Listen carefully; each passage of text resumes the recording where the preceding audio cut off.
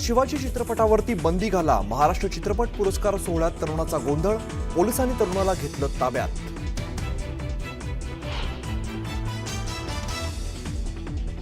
मुख्यमंत्री एकनाथ शिंदे आज रात्री दिल्लीला जाणार। उद्या पंतप्रधान नरेंद्र मोदी आणि गृहमंत्री अमित शहांची भेट घेणार असल्याची सूत्रांची माहिती। भेटीचं कारण मात्र अद्याप अस्पष्ट।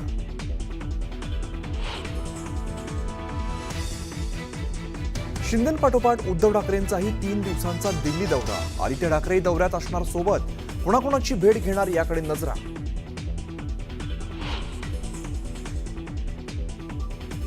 उद्धव ठाकरे महापालिका निवडणुकीसाठी ऍक्शन मोडमध्ये। मनसेशी युतीबाबत पक्ष निर्णय घेईल, तुम्ही सर्व जागांसाठी तयारी करा, ठाकरेंच्या सूचना।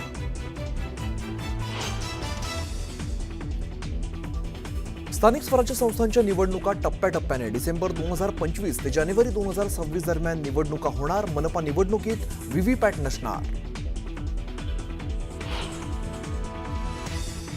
भिवंडीत मेट्रो कामाची सळई रिक्षातील प्रवाशाच्या डोक्यात शिरली। जखमी प्रवाशावरती रुग्णालयात उपचार सुरू।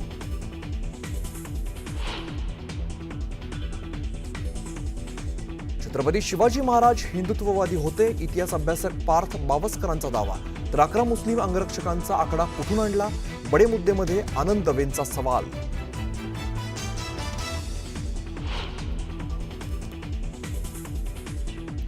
अतिवृष्टी आणि ढगफुटी झाल्यामुळे उत्तराखंडमध्ये हजारो पर्यटक अडकले। नांदेडच्या 10 पर्यटकांचाही समावेश। सर्व प्रवासी सुखरूप असल्याची माहिती।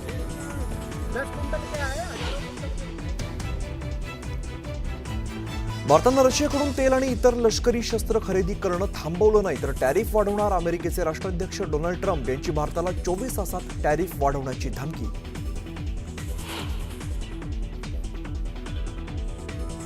मुंबईत महाराष्ट्र चित्रपट पुरस्कार वितरण सोहळा। ज्येष्ठ गझल नवाज भीमराव पांचाळे यांना लता मंगेशकर पुरस्कार, तर महेश मांजरेकरांना व्ही शांताराम जीवन गौरव पुरस्कार।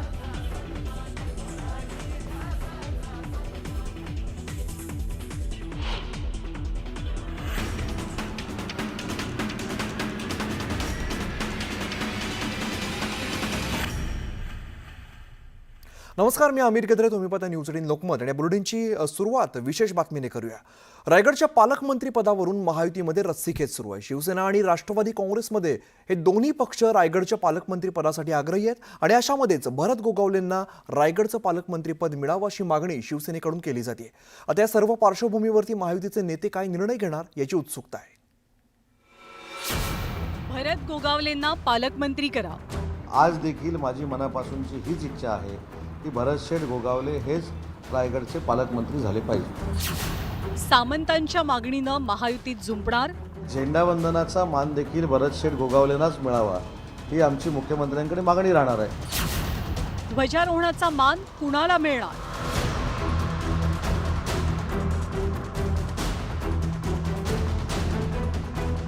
महायुती सरकार सत्तेत येऊन 9 महिने होत आले असले तरी महायुतीत रायगड आणि नाशिकच्या पालकमंत्री पदाचा तिढा अद्यापही सुटलेला नाही।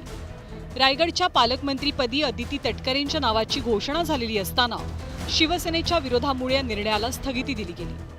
रायगडचं पालकमंत्रीपद आपल्याच पक्षाला मिळावं अशी मागणी शिवसेना आणि राष्ट्रवादी दोन्ही पक्षांनी लावून धरली आहे। स्वातंत्र्यदिनी पालकमंत्र्यांच्या हस्ते ध्वजारोहण केलं जातं। या पार्श्वभूमीवर रायगडच्या पालकमंत्रीपदासंदर्भात उद्योगमंत्री उदय सामंत यांनी मोठी मागणी केली आहे। झेंडावंदनाचा मान देखील भरतशेठ गोगावलेंनाच मिळावा ही आमची मुख्यमंत्र्यांकडे मागणी राहणार आहे। सर, रायगडचं समीकरण बघितलं तर जास्त आमदार हे शिवसेनेचे आहेत, तरी देखील पालकमंत्रीपद इतक्या वेळ का रखडलं?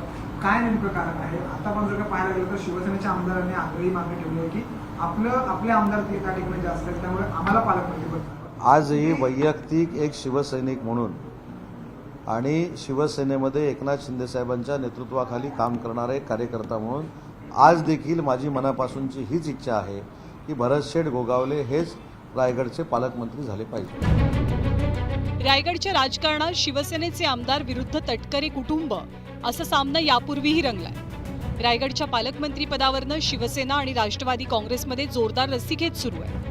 रायगडचं पालकमंत्रीपद भरत गोगावलेंनाच मिळावं अशी मागणी स्थानिक शिवसेना आमदारांनी वारंवार केली आहे। ठीक आहे, आता प्रत्येक पक्ष आपापल्या परीने प्रयत्न करणार, त्याबद्दल काही दुमत असण्याचं कारण नाही आहे। परंतु आम्ही मगाही सांगितलं जे काय मुख्यमंत्री, दोन्ही उपमुख्यमंत्री आणि काही आमचे सहकारी मंडळी हे जे काय बसून निर्णय घेतील तो आम्हाला मान्य आहे. मगाशी आपल्याला कल्पना दिलेली आहे. आणि आमचे आमदारच नाही आहे, परंतु आमचे भारतीय जनता पार्टीचे 3 आमदार, आम्ही, रायगड जिल्ह्यातली जनता, यांची मागणी आहे, यांची भावना आहे. याच्या पलीकडे बाकी जे निर्णय घेणारे आहेत ते मुख्यमंत्री आणि दोन्ही उपमुख्यमंत्री घेतील तो आम्हाला शिरसावत असेल. असं वाटतं आहे की आता हा 15 ऑगस्टला 10 दिवस आपण बोलतो आहे ते बरोबर आहे. या 10 दिवसाच्या अगोदर काही नाही काहीतरी योग्य निर्णय होईल असं आम्हाला दिसतं. शिवसेनेचे नेते पालकमंत्री पदासाठी आग्रही असले तरी राष्ट्रवादी काँग्रेसनं आपला दावा सोडलेला नाही. तुम्ही काळजी करू नका पत्रकार मित्रांनो. ज्यावेळेस आम्हाला म्हणजे राज्याच्या प्रमुखांना रायगड आणि नाशिक हे पालकमंत्री पदाचं जाहीर करायचं आहे, तो सर्वस्वी अधिकार हा मुख्यमंत्र्यांचा असतो. मुख्यमंत्री योग्य वेळी ते जाहीर करतील, म्हणून कुठलंही काम थांबलेलं नाहीये. रायगडच्या पालकमंत्री पदाबाबत आता महायुती सरकार कोणता निर्णय घेणार आणि ध्वजारोहणाचा मान कुणाला मिळणार याची उत्सुकता असेल. Bureau report, news 18 Lokmat. एक महत्त्वाची बातमी समोर येते. पंतप्रधान नरेंद्र मोदींकडून अमित शहांच्या कामाचं कौतुक करण्यात आलेलं आहे. शहा देशामध्ये सर्वाधिक काळ गृहमंत्री राहिलेत, म्हणून कौतुक. अमित शहा भविष्यात सुद्धा गृहमंत्री राहतील असं नरेंद्र मोदी म्हणतात. आजच्या इंडियाच्या बैठकीमध्ये अमित शहांवरती स्तुतिसुमनं उधळण्यात आली आहे. एक महत्त्वाची बातमी आहे. राज्यामध्ये गणेशोत्सवाच्या स्वागताची धामधूम सुरू असतानाच पुण्यामध्ये मात्र विसर्जन मिरवणुकीवरून वादाला तोंड फुटलंय. त्यावर पोलीस आयुक्तालयामध्ये एक बैठक झाली. काय झालं या बैठकीत पाहुयात या रिपोर्टमधून. पुण्यात विसर्जन मिरवणुकीचा वाद. सर्व मंडळांना समान न्याय मिळावा. एक मंडळ एक ढोल पथकाची मागणी. पुण्यातील गणेश विसर्जन मिरवणूक म्हणजे अवघ्या जगाच्या आकर्षणाचा विषय असतो. ढोल ताशांच्या गजरात, डीजेच्या तालावरील या मिरवणुकीत सहभागी होण्यासाठी राज्यभरातून लाखो नागरिक हजेरी लावत असतात. मात्र गेल्या काही वर्षात या मिरवणुकीला रेकॉर्ड ब्रेक वेळ लागतोय. 26 ते 27 तास चालणाऱ्या या मिरवणुकांमुळे वादाला तोंड फुटलंय. मानाच्या गणपतींच्या मिरवणुकीनंतर इतर मंडळांना मिळणारा अपुरा वेळ या वादाचं केंद्रबिंदू ठरलाय. मानाचे गणपती आणि इतर गणपती असा भेदभाव न करता सगळ्या गणेश मंडळांना सारखंच महत्त्व मिळावं आणि लवकर मिरवणुकीत सहभागी होऊ द्यावं अशी मागणी करण्यात आली आहे. याशिवायही इतर मागण्या या मंडळांनी केल्या. गणेश मंडळांच्या मागण्या काय? एक मंडळ एक ढोल पथक असं धोरण राबवावं अशी विनंती गणेश मंडळांनी पोलिसांना केली आहे. मानाच्या गणपतीची मिरवणूक सुरू होण्यापूर्वी इतर रस्त्यांवरून मार्गस्थ होण्यासाठी इतर मंडळांना मिरवणुकीची परवानगी द्यावी.